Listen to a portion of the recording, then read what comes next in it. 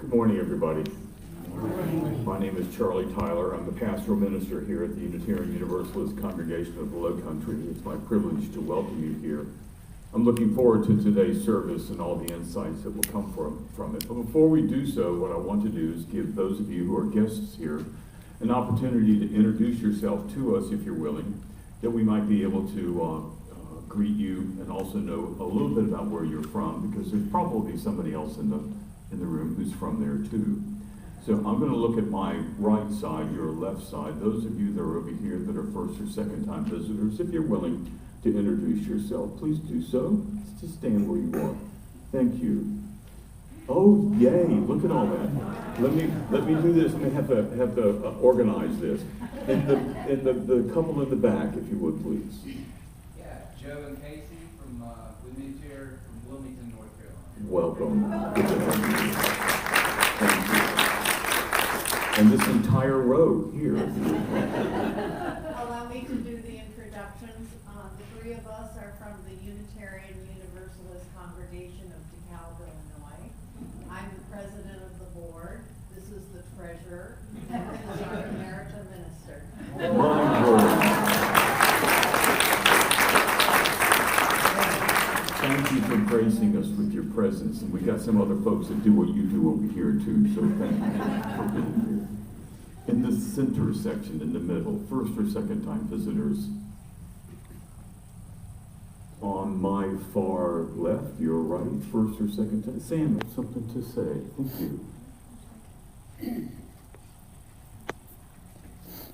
Hi, I'm Rosemary, and this Saturday is the long-anticipated No Kings Day March. It will be over at the Beaufort County Public Building from 4 to 6. They are expecting a huge crowd, so we're meeting here. So if you would like to meet here at 3:30, and we'll just carpool up there to kind of save on space. Also, there is a march on the same day on Hilton Head at 12 o'clock for those of you who are there. So come join. It will be an experience. I have no idea what it's going to be like, but let's hope you can join. Where on? Hmm? Do you know where on Hilton At Parker's, 278 in Parker's, that's where they always have that march. But it's going to be from 12 to 1. Okay. Thanks.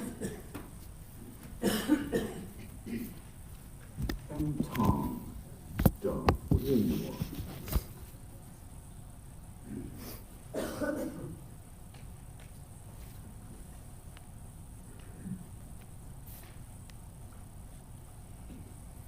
Well, this does amount to a joy and concern.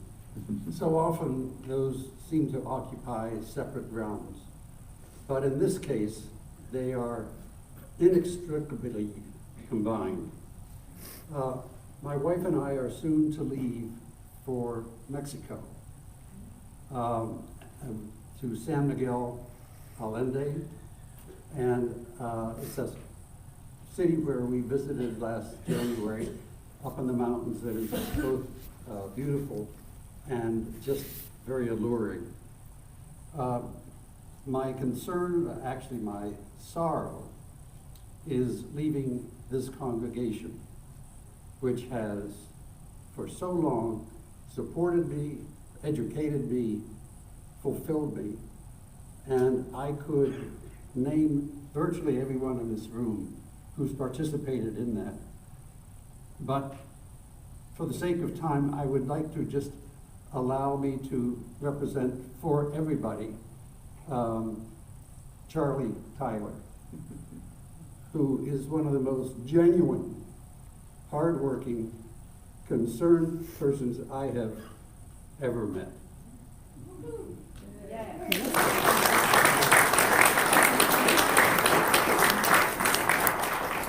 The joy is, of course, going to a new culture and learning about their ways and their motivations. I could probably sum it up by mentioning their president. The president of Mexico is a woman. Yes. She is very bright. I'd say kind of quasi-liberal, and she is Jewish. What greater evidence could we have for an enlightened nation? Joys and concerns reside in our heart, and my heart will always remain with you. Thank you.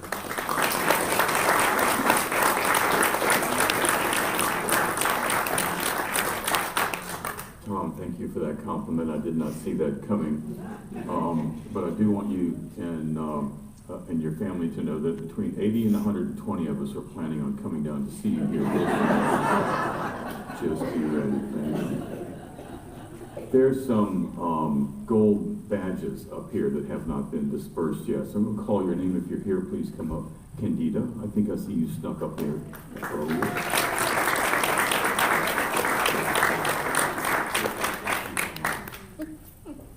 Larry Myers, are you here today? Linda Warnock, are you here today? Bill and Janet Raycraft. No? Okay. So those names I've just called up that did not come up, you have my permission to hound them and to get their badges. Thank you so much. I think that's all the announcements I need to make. Have I forgotten something? I did inform Joel Biterman that about a few minutes before 11 o'clock. Some of you will be leaving to go to a youth group. They're not leaving because they don't want to listen to him, but rather there's some sort of youth things that are taking place in the congregation. I want to offer this as an introduction to Joel here today. This prayer: fully compassionate God on high, to our 6 million brothers and sisters murdered because they were Jews, grant clear and certain rest with you in the lofty heights of the sacred and pure, whose brightness shines like the very glow of heaven. Source of mercy, forever enfold them in the embrace of your wings, secure their souls in eternity. Adonai, they are yours. They will rest in peace. Amen. Joel, if you would please, your opening words.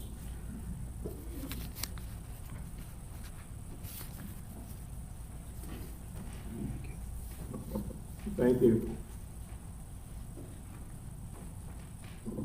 So, it's always great to be among people of faith. This past 18 months, faith has been a vital part of my daily life, as I've had to face a unique illness that I now hope is receding from my daily life. That actually caused me to postpone this talk from last September until today. So my talk today is about faith and fate. The talk concerns my parents and their lives before, during, and after World War II, but we'll get to that. My name is Joel Biterman. My wife Francine, who's seated in the second row there, who I couldn't do very many things without. We currently live in Sun City. We moved to the Low Country from Chicago, Illinois 6 years ago. I'm originally from Milwaukee, Wisconsin. Just in the interest of full disclosure, you may see a couple of things here today that are out of sorts in terms of the PowerPoint presentation. I had to work with the folks here. Those of you that are from anywhere near Chicago may be familiar with the term making sausage. So people love the taste of sausage, they love the aroma, but no one ever wants to see it being made. So we made some sausage this morning, so I'm going to ask you to bear with us as we walk through my presentation. And I look forward to our talk back this morning, later this morning. Thank you.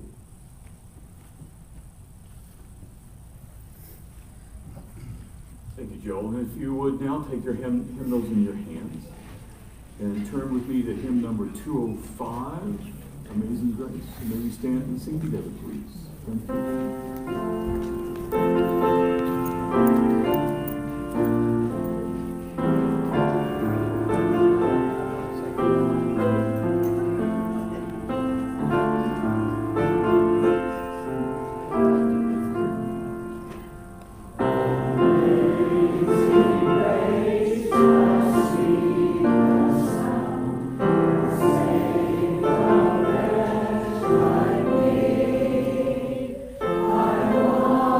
I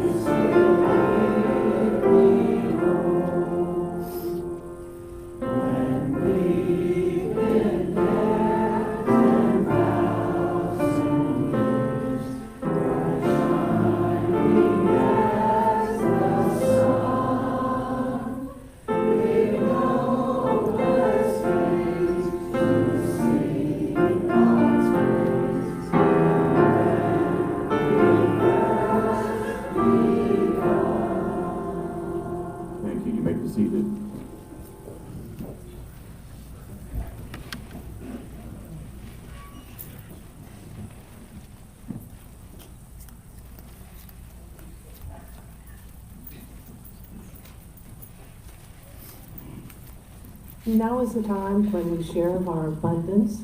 I'd like to thank everyone that brought non-perishable items and donated them to Bluffton Self-Help and the Sandalwood Food Pantry, and those are placed on the back table.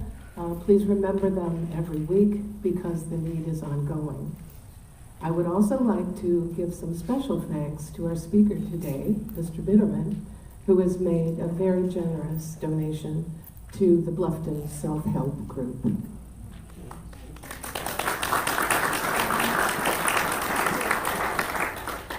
This is a time where we will share of our abundance with this congregation for the work that it does within these walls and beyond.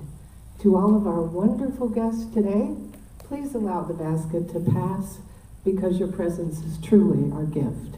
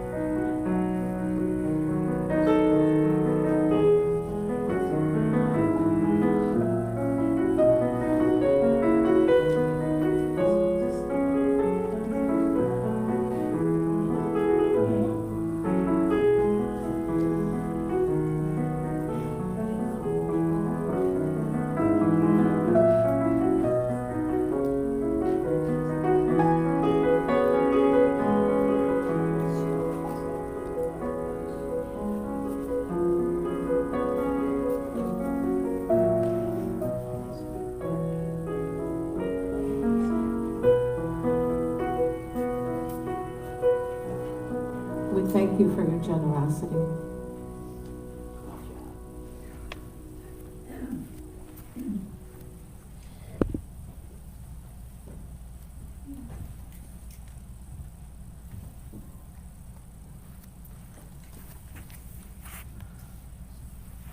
So good morning again, and thank you for your kind invitation to be here.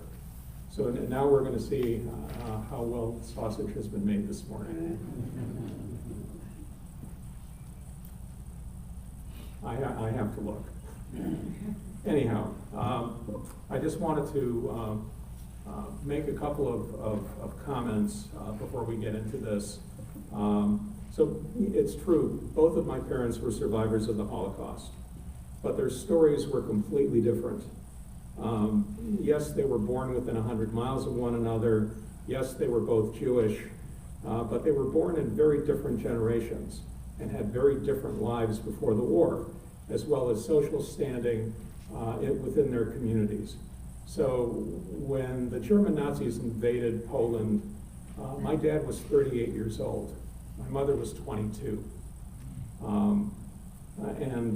If not for the war, under no circumstances would they ever have met, or certainly not married, come to the United States, had children, and all the rest of it.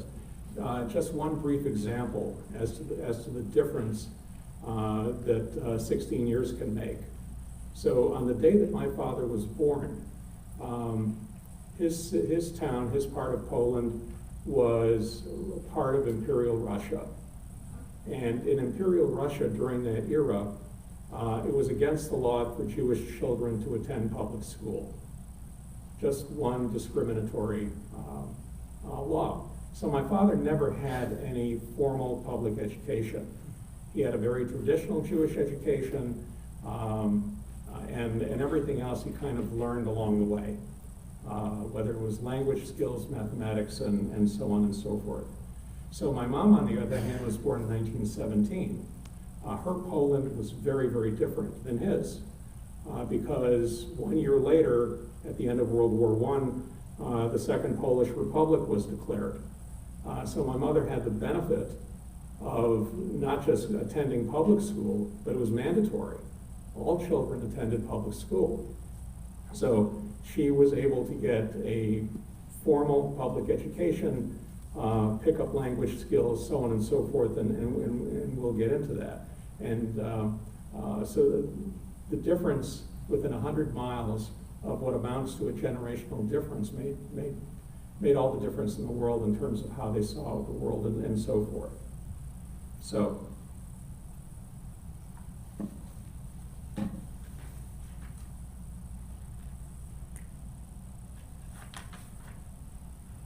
sorry, I had to pee.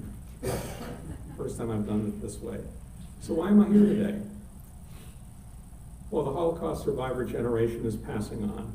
It's been 81 years since D-Day, and 82 years since the war ended.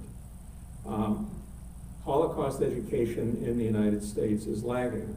Only 23 states require students to learn about it in public schools. That should be 27 states. South Carolina is not one of those states. As a 2G second generation, I feel both equipped and compelled to retell my parents' experiences before, during, and after the Holocaust. And I want to honor my parents' memories by carrying on their work to help assure that this happens never again. So now I'm going to attempt a bit of a geography lesson. So this is a map of interwar Poland, roughly 1921 to 1939. Normally, if I had the computer, I'd be able to highlight certain things, so I'm just going to point a couple of things out here. So you may see the word Warsaw and the word Lublin on the map, and also the word Bug, B-U-G, that's the Bug River. So my parents both came from Lublin province, which is I visited there in 2016. It's very heavily agricultural. If you've ever been to Iowa, you've been to Lublin province. It's small and medium-sized towns, rolling hills, farmland, corn, soybeans, oats, beets, and so forth. A lot of livestock. And the people are very nice. So why the Bug River? So when Nazi Germany and the Soviet Union came to their agreement to invade Poland and divide it, the Bug River was the demarcation line between what was going to be the new Nazi Germany and the new Soviet Union. Both of my parents' towns were east of the Bug River. Were west of the Bug River. So they would have naturally ended up on the German side of the line. Now today, the Bug River still divides the modern state of Poland from the country of Ukraine. So that has been the border since 1945. So just a couple of data points. So this Poland was a multi-ethnic state. It was 73% Polish, 17% Ukrainian, and 10% Jewish. And quite frankly, there was no love lost between these three communities. But they found a way to live together in this one state. And Poland, on top of that, had the largest Jewish population in Europe. Roughly 3.5 million Jews lived within the borders of this country, roughly 10% of the entire population, which by percentage had the highest Jewish population, not just of any country in Europe, but probably of any country in the world at that time. Now, 90% of the Jewish population of Poland was wiped out between 1939 and 1945. And my parents were part of the remnant of what was left at the end of the war. So, and one last data point, and then we'll get into the story. I just felt it was important to sort of level set things. During this era, the second largest Jewish city in the world was Warsaw. New York was the largest Jewish city in the world during this era. So with that, I'd like you to meet my mom. It turned out when my mom passed away in 2019, it turned out that she was a bit of a YouTube star. And my characterization, not hers. We found all of these videos of her. And we knew that she had been giving interviews to the Spielberg Project and various Holocaust archives since the early 1990s, but she was also a very active speaker. She spoke at public schools, colleges, universities, and a lot of those talks were published on YouTube.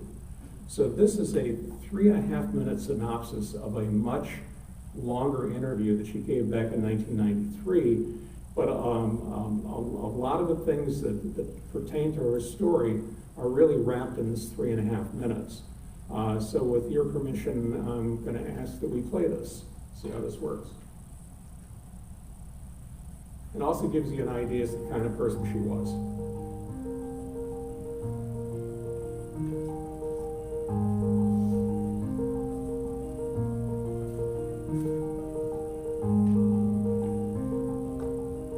Next morning, a bomb fell by our house. But when I think of the bomb, it was like very shallow, because the bombs were very, and I even remember the place where the bomb fell. And this was in time of the holidays, of the Jewish holidays, when the war started. I remember we walked barefooted from Zamość to Hrubieszów. It's many, many hundreds of miles. Meanwhile, I fell in love with a young man, and I was left behind. My family went to Russia this time. This was 1940.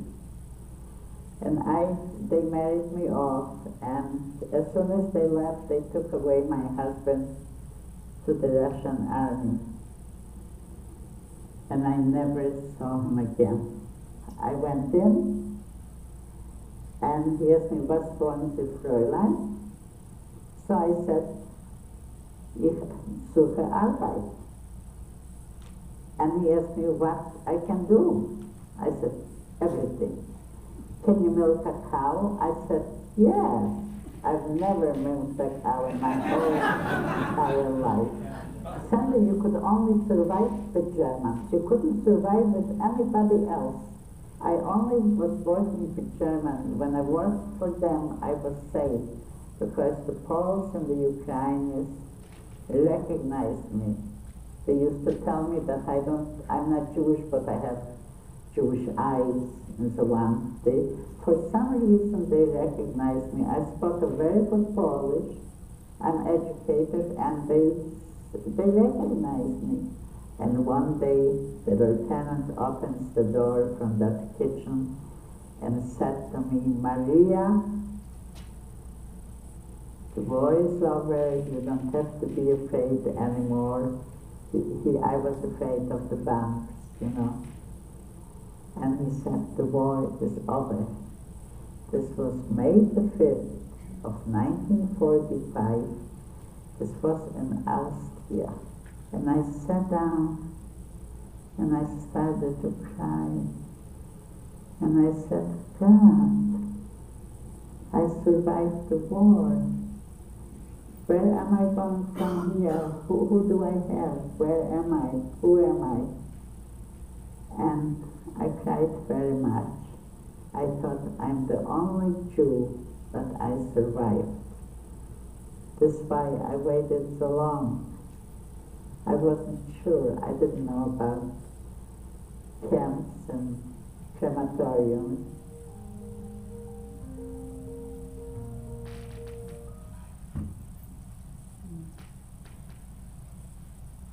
So now we're going to get into, go down one level. So my mother's maiden name was Fuchs, and this is the Fuchs family story on the eve of the German invasion. So my mother, her name was Chaya Tauba Fuchs. To my knowledge, she never went by Chaya, she always went by Tauba. She was born in 1917 in Zamość, Poland. She was one of 6 siblings, oldest of 6 actually, 5 girls, 1 boy. Now Zamość was a long-established Jewish majority town, 12,000 Jews out of a total population of 22,000. The family was well-established, ritually observant, and poor. There was a very large extended family, and my grandfather was a hat maker. He had a millinery shop, and that's where he made hats. So the pictures on this slide, they're all undated. The top are my grandparents, Hannah and Gershon Fuchs. Again, the picture is undated.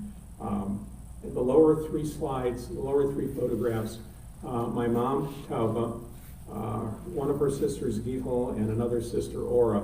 I'm assuming that these photos were taken sometime in the 1930s because they were separated for decades otherwise. The good news is that their immediate family, entire immediate family, survived the war. And you know, we'll talk about that a little later on.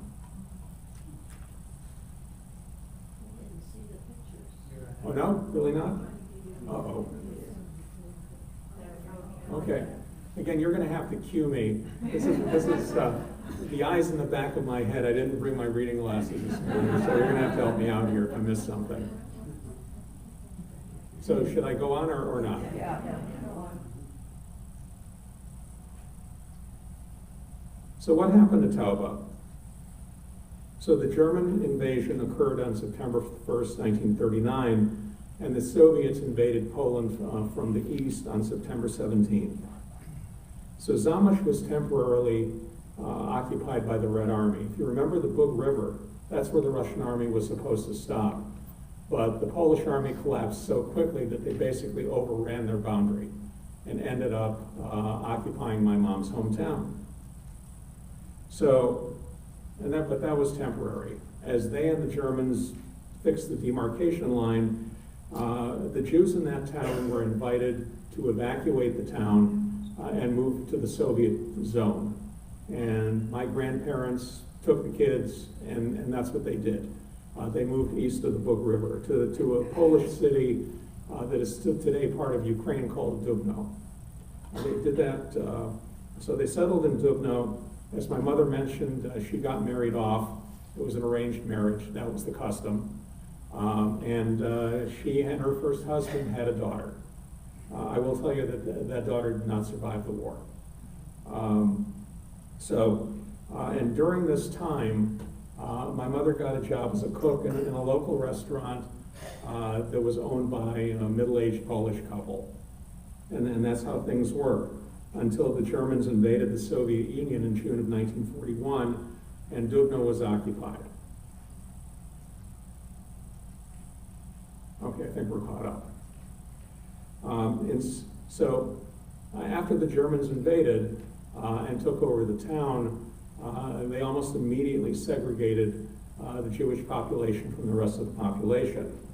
So in the spring of 1942, Tauba was interred in the Dubno ghetto with her infant daughter, mother-in-law, and husband's 10-year-old brother.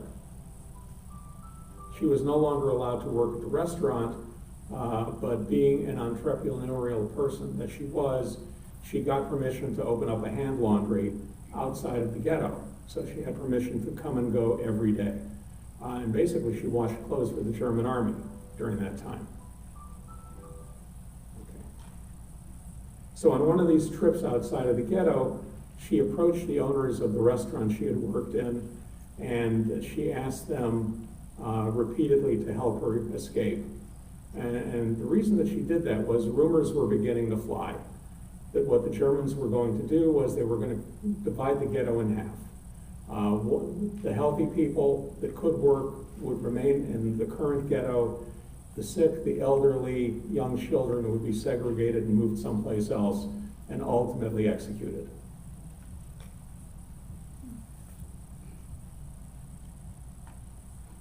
So what happened next? So eventually her Polish employer agreed to help her escape the Dubno ghetto. And he did that by essentially, and this was a couple that were in their 40s. My mother at that time would have been 25 years old.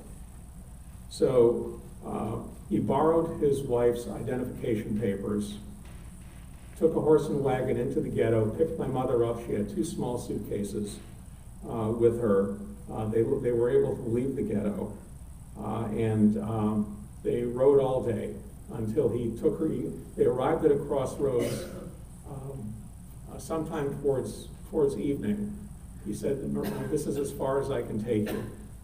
So he took his wife's identification papers back, he blessed her, and that was the last she ever saw of him. So there she was at a crossroads, 25 years old, and no papers or anything. So she spent the next several days essentially walking, and during the day, and sleeping in barns and haystacks, because again, it was farm country, and still is today.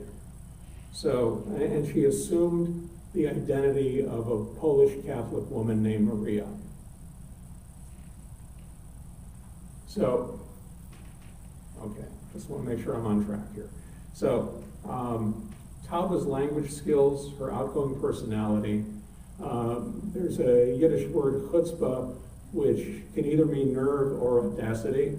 My mother was definitely audacious. And her knowledge of Catholicism helped her survive the war. So how does, and by the way, I should mention, she never took personal credit for her survival, not ever. It wasn't this skill or that piece of luck. She boiled it all down to one thing: God led me by my hand. My mother was a person of deep and abiding faith, and she believed that God saved her life throughout the entire course of the war. So, I mentioned earlier the Polish public school system.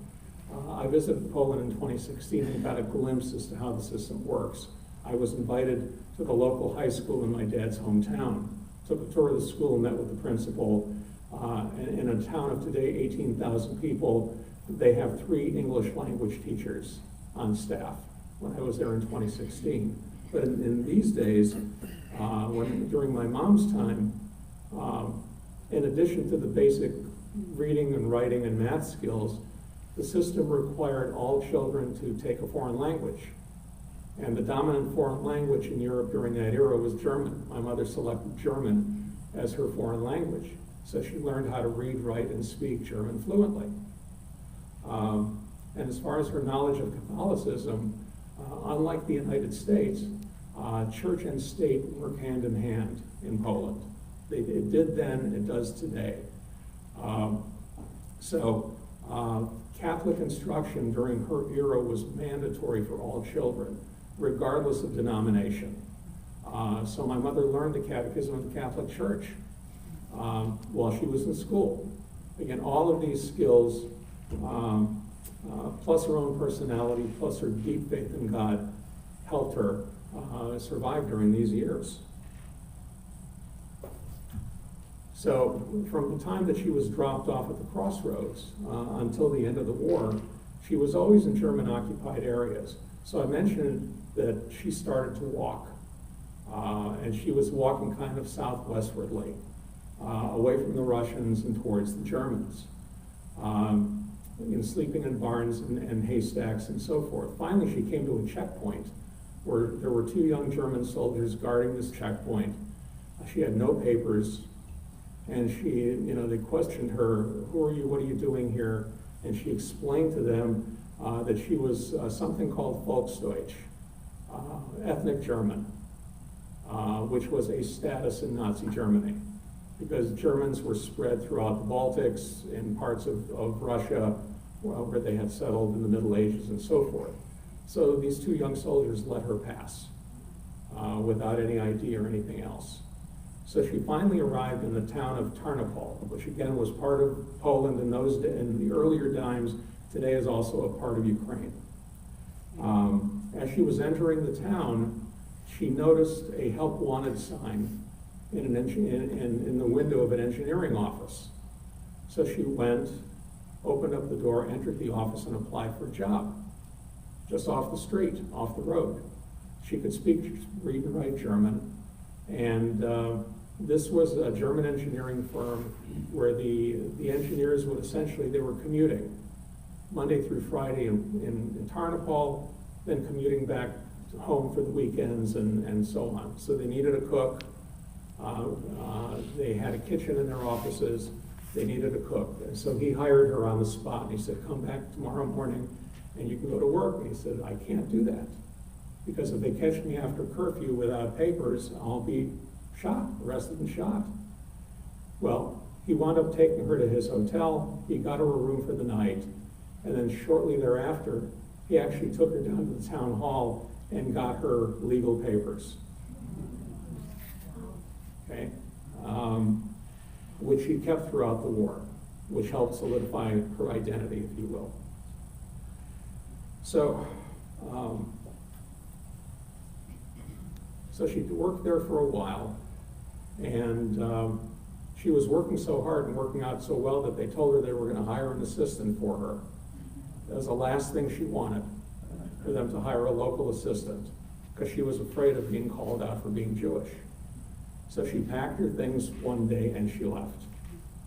And somehow or other, she was able to get a job in a German army hospital that had been set up. And this was where things get a little murky. She got some sort of training as a lab tech or an assistant, and during that period of time, she befriended a German army lieutenant, and that becomes important as the story goes on. And she said that this man would come in every few weeks. He had a giant boil on his neck. They would give him heat treatments, lance the boil, whatever the medical treatment was during that time. And they got to know one another, because she was basically part of the treatment team. So there came a time when the hospital said, we're closing up shop, we're letting all of our civilian workers go, and we're assigned someplace else. So she was out of a job again, she had no place else to go. So the army lieutenant told her that his military unit, his Wehrmacht unit, was looking for cooks. And he got her a job working in the field kitchen for his military unit. And that's actually where she spent the rest of the war, with the German army. You know, cooking for German army soldiers. And, yeah, so that worked, and she was with that unit from 1942 until the surrender in May of 1945. And during that time, she was in Poland, Romania, Hungary, and finally in Austria when the war ended. So she was arrested and released by the Gestapo twice. So my mom loved popular music. When we were kids, whatever the popular AM Top 40 radio station was on in our house. And she liked to sing. It was no different when she was in her 20s. So young woman that she worked with invited her one weekend to come with her to visit that woman's grandmother. And she accepted the invitation. And while they were on the bus riding, she started to sing a song to herself that she had heard on the radio that she liked. Well, a plainclothes policeman heard her, accused her of being Jewish because she was singing in German, and promptly arrested her. Took her to the Gestapo. They kept her there for the rest of the day, and well into the evening, they interrogated her, trying to get her to admit that she was Jewish, and she wouldn't admit it. Finally, he put a pistol to her temple and said, if you don't admit to being Jewish, I'm going to kill you. And her response was, if you kill me, I will be on your conscience the rest of your life. And that convinced him that she wasn't Jewish, and they let her go. But she had the curfew dilemma. So this police officer was told by the Gestapo, because it was after curfew, to actually escort her personally to where she had been going. So that was the first time. And the second time happened later during the war, when she was working in the German field kitchen, German Army field kitchen. A Ukrainian woman who my mother only identified as Olga turned her in, claimed that she was Jewish. She could tell. This woman could tell. They promptly arrested her, took her to Gestapo headquarters to interrogate her, but this time that lieutenant, who she mentioned in her video and who helped her out before, went to Gestapo headquarters, swore that she was not Jewish, and they released her. So I think pretty miraculous. So when the war ended, my mother believed that she was the only Jew left alive in Europe. It took months for her to believe that two things: A, that the war was actually over, and secondly, that there were people like her left alive in Europe. So when the war ended, she had no place to go. She certainly wasn't going back to Poland. So the head cook in this military kitchen, he and his wife owned a restaurant in Wiesbaden, Germany, and he said, if you have no place to go, you come back to Wiesbaden with me. You can stay with us. We'll we'll find you work and all of that. And that's what she wound up doing. She wound up going to Wiesbaden for a while. Again, she started reading newspapers, listening to people, and it took probably 6 or 8 months before she finally came forward, because she wanted 2 things. She only wanted 2 things. She wanted to get her identity back, and she wanted to find her family. That was it. That's all she wanted. But when she came forward, no one would believe her. That was the paradox. No one would believe that she was Jewish.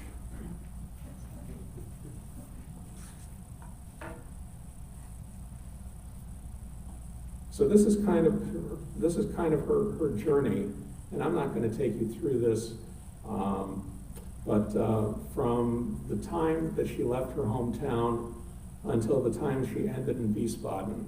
So if you read from my right to my left, you'll see where those points are, and then ultimately she ended up in Frankfurt, Germany, and that's where I'm going to leave my mom's story for the moment. So we're going to switch gears and talk about my dad. Now, my dad was the exact opposite of my mother. He said very little. He said almost nothing about his upbringing. He spoke very little about his life before the war, certainly very little about his wartime experiences. And but he, in hindsight, he carried a tremendous burden around with him that no one should have to carry. So my father's original name was Judah Bitterman. He was born in 1901 in Hrubieszów, Poland, one of 6 siblings, the second oldest, 3 boys, 3 girls. So Hrubieszów was a long-established Hasidic Jewish majority town. The Belzer and the Trister Hasidim were prevalent in that area. The family was well established, ritually observant, and prosperous. He was married, 2 children, had a very large extended family, and my dad had his own business. And I just wanted to make sure the pictures were up. So these are all undated photos, unfortunately. And these pictures were taken, I believe, probably during the happiest time of my father's life, the 1930s, 20s and 30s. My dad on the left, his first wife, Bluma, on the right. Their 2 kids, Sala and Chaim.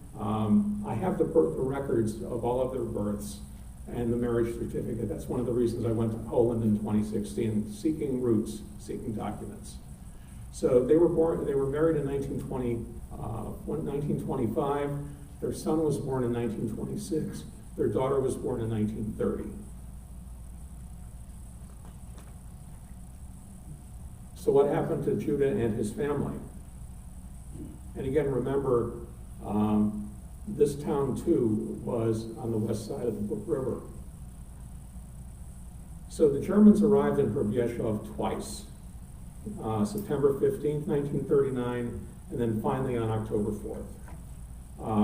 When they came back the second time, they immediately set up headquarters in the city hall, Gestapo and the SS, and the persecutions began immediately. The town had a population back then of about 10,000 people, 7,000 Jews.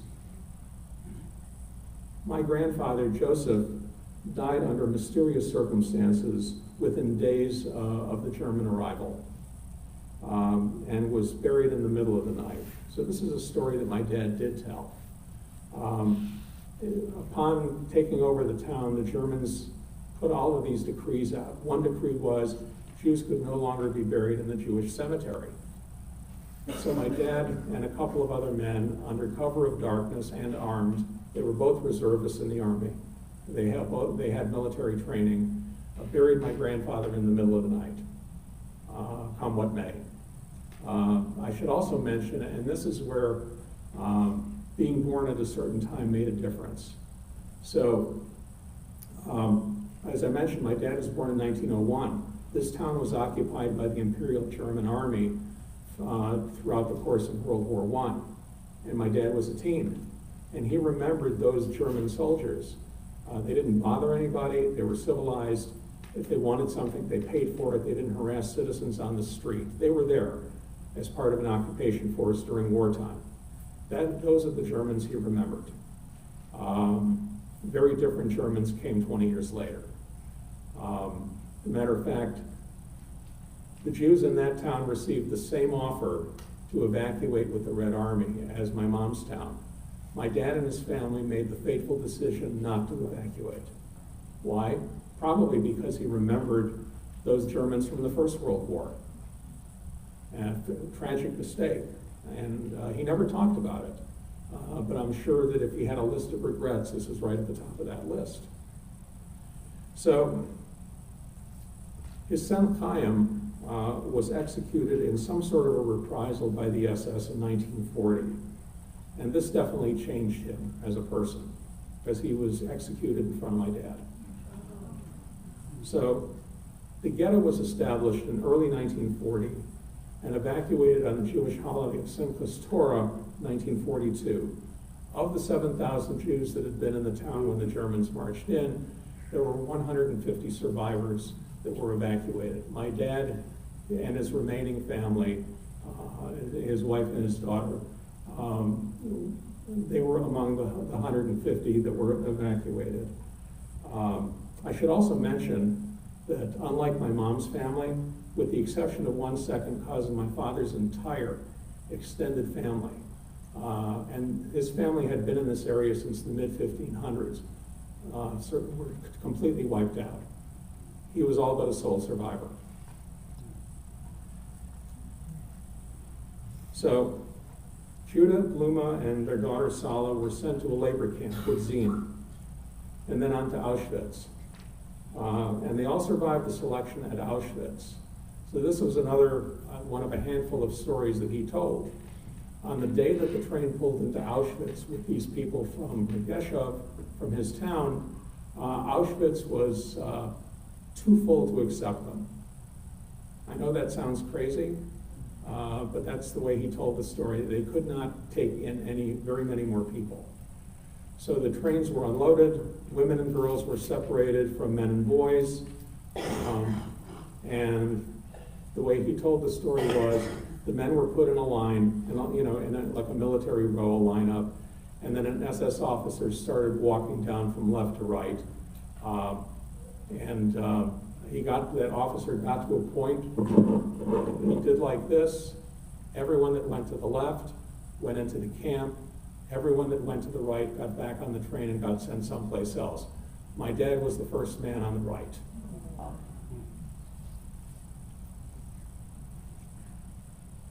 So this is where he and the rest of his family were permanently separated. Bluma and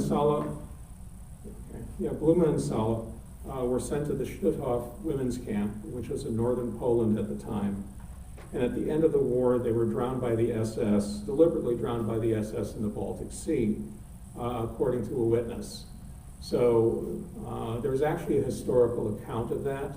The SS basically loaded all these women and girls onto barges, took them out into the middle of the Baltic Sea and scuttled all these boats. So no one had a chance of survival. So this is my dad's journey from slavery to freedom.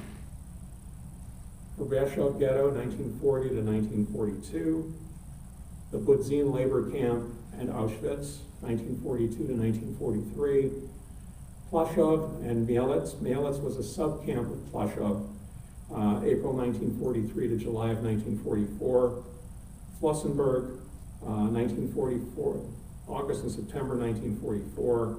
Leitmeritz, which is in today's Czech Republic, September to October 1944. Dachau, October 1944 to November 1944. Yeah, okay. Natzweiler Leyenburg, November 16th to March of 1945, and then back to Dachau in March of 1945 until the liberation by the American Army in April of that year. So during this entire time, my dad was a slave laborer. We have the documentary proof. He always said that he was. He basically was employed building aircraft wings for German aircraft manufacturers. So in Mielec, the Nazis tattooed his wrist with the letters KL. Hopefully you can see that in the inset, which stands for concentration locker. So he was a slave laborer for two very famous or infamous German aviation companies, Heinkel's and Messerschmitt. So those companies no longer exist, at least not by those brands. But they do, however, still exist under a different brand. European Airbus is a successor company, the world's second largest manufacturer of commercial aviation in the world. So they became part of that consortium back 50 years ago. And again, this is a bit of an eye chart. I'm not going to expect you to follow it. And this is my dad's journey throughout the war, from the time of the German invasion until the time of his liberation at Dachau, and so on. So how do I know? How do we know that any of what I've told you, dates and places and so forth, are even true? Well, we know because the documentary evidence exists. So I always wondered how the Germans could move tens of thousands of people and keep track of them. Well, it turns out that they very systematically kept track of their prisoners. They had transfer lists, both outbound and inbound.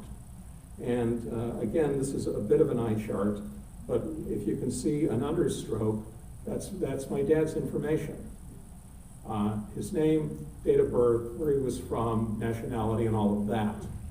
And one of the interesting things, and he never spoke to this, but he was a pretty intelligent man.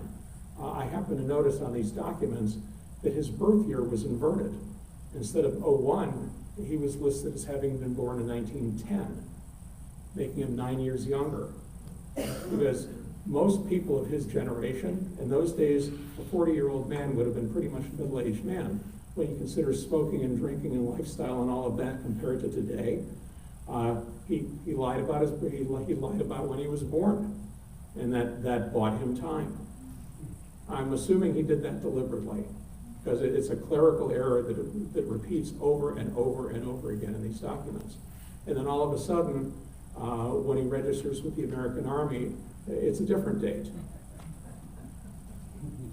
So again, this is the Dachau prisoners list from October 25th of 1944. And this is an interesting email. My son, who is kind of the unofficial family genealogy person, got an email from a Dr. Eberhard Grimm, who heads up the archive for the Leyenburg concentration camp, one of the camps my dad was in. And this email basically confirms that my dad was born in 1910, what his camp number was, exactly where he was, that he was on the Dachau death march at the end of the war, and that he was manufacturing wings for Messerschmitt aircraft while in Leyenburg. And that's all the information that he had. So again, it's another form of verification that what I'm sharing with you is true, is accurate.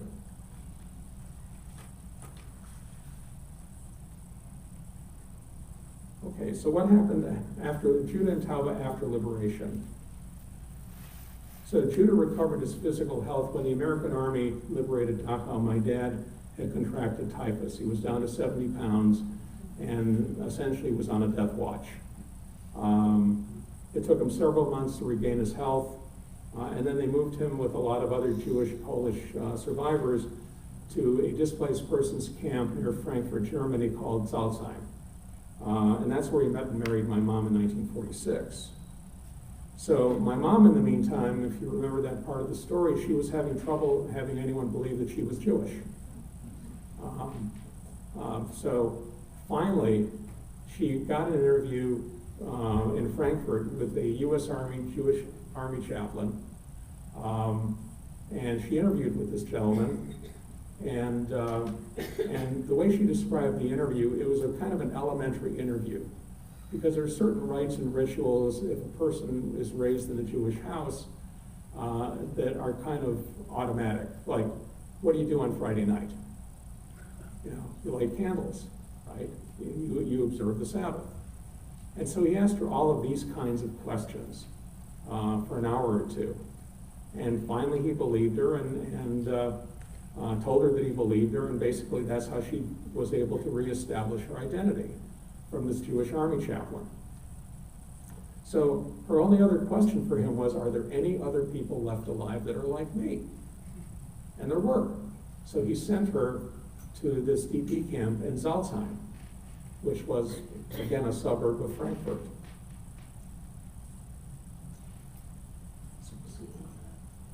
And when she arrived at the gates of the camp, she asked whoever was staffing the gate if there are any people in the camp from her part of the country, from her part of Poland. And as my dad happened to be walking by.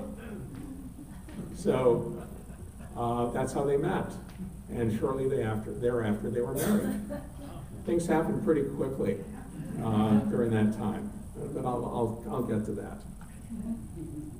So another external thing was happening during that time. The Allies, the British, the French, the Americans, nobody knew what to do with these displaced Jews. So what they tried to do was they tried to repatriate them to their home countries. So a group of several hundred Jews were resettled in the town of Kielce, Poland, which is in western Poland. And on July 4th, 1946, a pogrom took place. 50 or so people were killed, and what triggered the pogrom? A rumor that these Jews had kidnapped a Christian boy, killed him to use his blood to make matzah. Obviously, that killed off any thought of repatriation to home countries.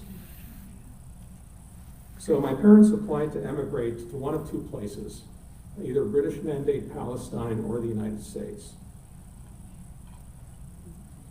They arrived in the United States in February of 1948. British Mandate Palestine was not open to them for immigration by the British. So again, this is an undated photo of my dad, second from the right, some other survivors, and I'm assuming that the men wearing neckties and caps are U.S. Army soldiers. So life began again in Salzheim, as it did in other displaced persons camps. Probably one of the core values of Judaism is to always affirm life, always. And that's exactly what people did. People wanted to restart their lives, they wanted to meet other people, they wanted to marry, they wanted to have kids. And that's what began to happen during this interwar period. So the photo on the left, you can see my parents kneeling in the foreground, actually takes place at a wedding that occurred in the camp. And you can see the bride there in white and other survivors. The photo on the left is my dad with an unnamed person, unidentified person, standing in front of a memorial to the Holocaust, also in Salzheim. That memorial still stands, it still exists. So from the DP camp, these are just some images of DP camp and U.S. travel documents, because my parents were stateless, they had no citizenship. So upper left was their camp ID card for my dad. Upper right was the name of the organization that sponsored them to come to the United States. Lower left was their travel document in lieu of passports to come to the United States when that permission was granted. And the lower right was my mom's identification card for being in the camp. So it took courage to begin again. Again, these are two undated photos. The photo on the left clearly was taken during that displaced persons camp period, my mom and dad. The picture on the right, I figure, was taken somewhere around 1960, 1962, and truthfully, this is how I best remember them. In my mind, if I have to think of mom and dad, this is the photo that I think of.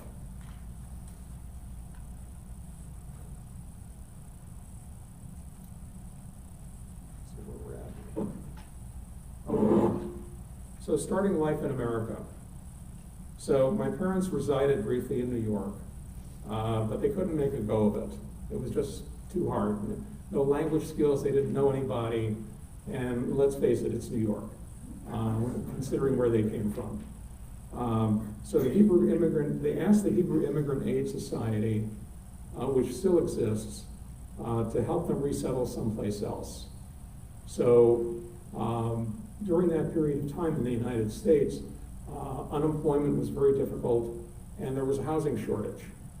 So they needed to find a town that could accommodate them, provide work as well as shelter. And that's how they ended up in Milwaukee, Wisconsin in the summer of 1948. Milwaukee offered both. In 1954, mom and dad both became naturalized U.S. citizens. My sister Shirley and I were born in 1949 and 1954 respectively, and we're both named after deceased relatives, family members. So 3 grandchildren were born between 1979 and 1984, and in the 2010s and 2020s, 7 great-grandchildren were born. So my parents became great-grandparents. And during their years in Milwaukee, they started and ran 2 small neighborhood grocery stores. And that sustained our family until they retired in the 1970s. And then my dad died in 1975. The official cause of death was heart failure, congestive heart failure. I always thought that he died of a broken heart. Considering everything that he had to deal with in his life, the losses that he sustained, I always thought he died of a broken heart. That inset picture, that photograph, is a picture of me, my parents, and my younger sister on the occasion of my bar mitzvah when I was 13. Again, rite of passage. So this next document, and I'm certainly not going to read it to you, my son was able to find in an archive a social worker report from February of 1948 that was written by a woman by the name of Florence Bernstein, and this lady has probably been gone for 30 years or more. And it's a very complimentary report, at least I think it is. And this is the woman that helped my parents find a new home. She took this information, she circulated it to communities around the United States to see if there was a community that had a place for them, where they could come, they could settle, they could find work, and begin to live normal lives. So these are copies of their USA citizenship papers. So my parents established a new life, learned a new language, English, in a new country, our United States of America, but maintained the same faith. And this is important. 2 things. In hindsight, I find it absolutely astonishing that they arrived in this country in 1948, literally with the clothes on their back, no money, no language skills, no connections, and in 6 years managed to settle, dare to have children, and study to become United States citizens in a 6-year period of time, plus learn English. I have no idea how they did all of that. And I greatly admire the fact that they were able to do that. And they never said a word. When we cleaned out my mom's house, she still had books and materials from when she went to night school. She had books on civics. She could tell you about the 3 branches of government. She could quote the Bill of Rights, you know, and all of that. And we found these texts from the early 1950s that she still had. But the second thing is the same faith. My parents wanted to make sure of 2 things where my sister and I were concerned. One, that the family would remain Jewish. That was utmost important to them. They were both very proud Jews, and quite frankly, they had paid the price in blood to remain Jewish. And secondly, to somehow or other, and they never spoke about this, it was kind of in the air, to make sure that if anything like this were to ever happen again, that we would be prepared to deal with it, whatever that would be. And I can't explain it. Let's call it survival skills. They passed on, I think, their survival skills to us.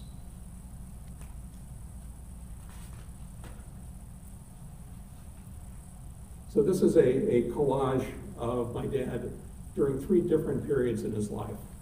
The 1930s, during the post-war era, and then that era around 1960, 1962. And this is a traditional memorial plaque which you will find on the wall in any synagogue anywhere in the world, indicating his name, his Hebrew name, his secular date of death, as well as his Hebrew date of passing. So I'm going to digress here for a moment. It's germane to my talk, and I promise we're almost done. So I had another 200 slides prepared, but I didn't think I'd spend the rest of the day doing that, so I cut it down. We just have a few more. So I visited my dad's hometown among other places in 2016. I wanted to try to understand, and I visited my mom's town as well and several other places that had family connections. I wanted to try to understand, A, why people stayed, B, why they loved these places, and if not for the war, they never would have left. So it also turned out that in 1995, and Yizkor means remember or memorial, those surviving Jews that ended up emigrating to the new state of Israel kept a relationship up with this town. And in 1995, they dedicated a memorial to what it, okay, this slide I think may be misplaced in my deck, but it's an important one. Yeah, it's missing in my deck. Anyhow, that's me opening up the gates to the Jewish cemetery in Yeshov. And I just want to point out, you don't see any headstones anywhere in that photo.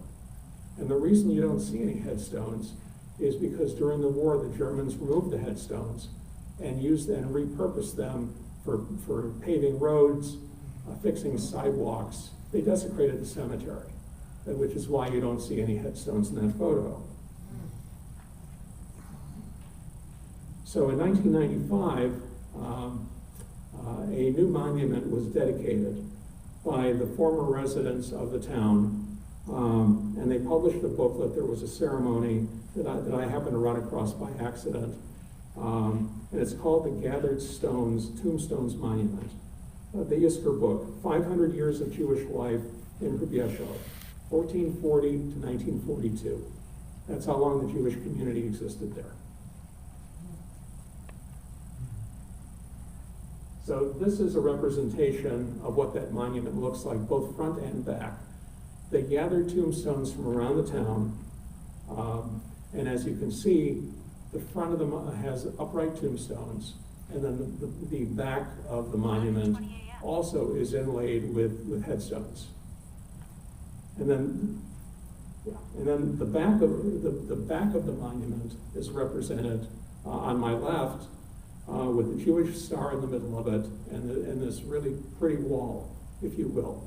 And that's the gathered tombstone monument. It was dedicated in 1995. And an interesting thing about the relationship. So today, and since 1995, this town and the town of Holon, Israel, actually have a sister city relationship. They have now for 30 years.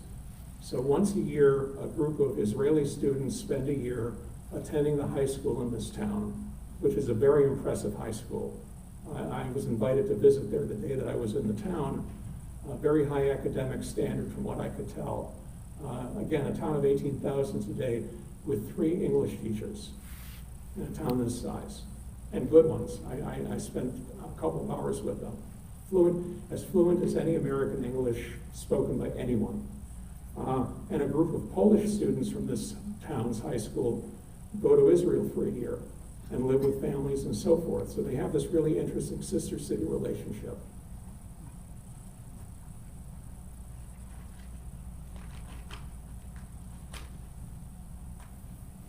Bear with me. So may their memory be for a blessing. So my dad died on August 30th, 1975. My mom died on November 11th, 2019. She was 102 years old. And I must tell you, she had 101 really good years. So for 30 years, she spoke to thousands of students about her story of survival, gave oral testimony to the Spielberg Foundation and many, many others. As I mentioned way early, a lot of her talks are actually on YouTube. So this is my favorite picture in the entire deck. It is a picture that under other circumstances never would have been possible to take. It's on the occasion of my mom's 100th birthday. We went up to Milwaukee for the weekend. We celebrated with her friends, family members, and so on. So my mom is in the middle, my sister and I are on either side, our spouses, children, grandchildren, great-grandchildren, 4 generations of our family. And our story continues, happily to say. Thank you.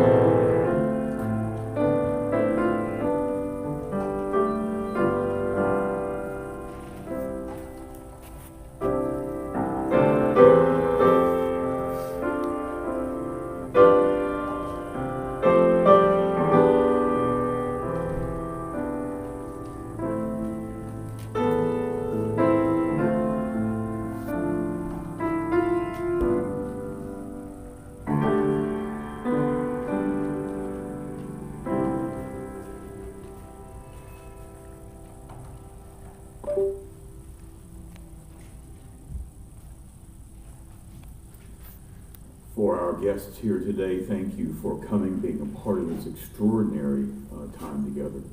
I think all of us have been given a deep insight into our world and the people around it.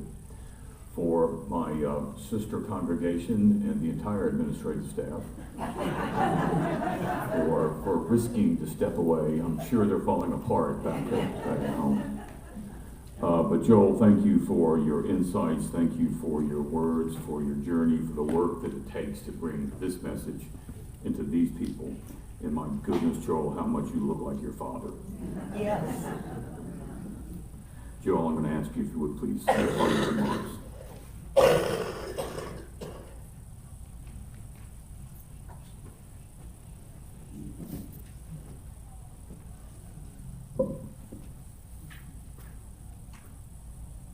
So thank you for today for your the kind words and the kind attention. I wanted to formally thank UECL for this invitation, especially Cheryl and her committee. Thanks to Beth Reiners and Kim Lewis, the worship team chairs, my new friend David and Sarah in administration. We did it. We made Sausage City successfully.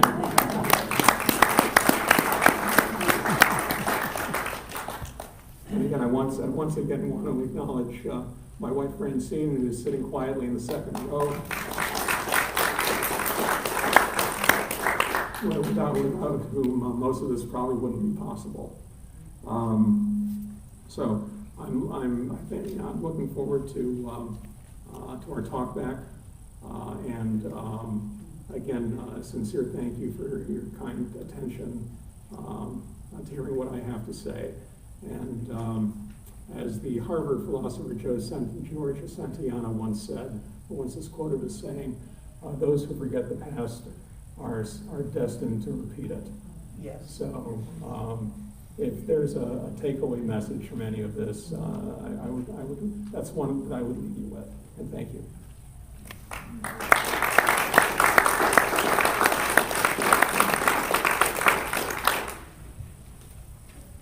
Never again.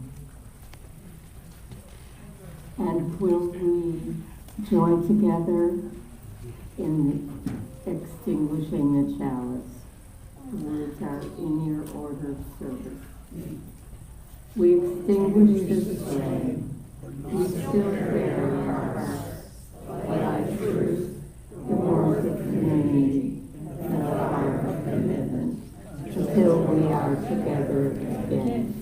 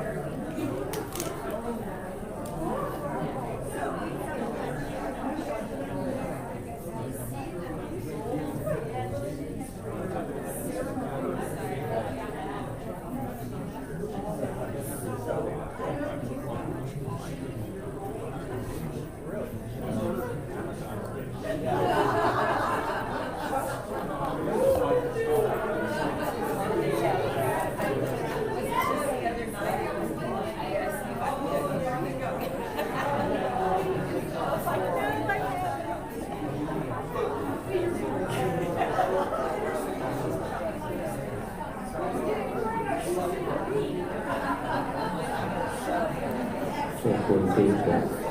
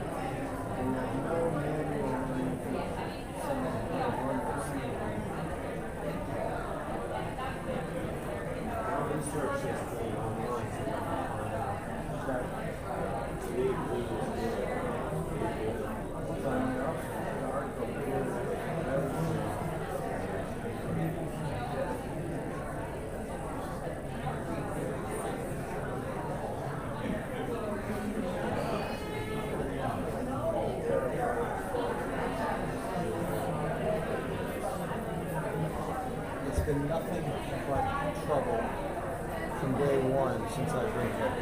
So I should probably have to say that on the camera. That's not the first time. It's not. It's definitely messed up.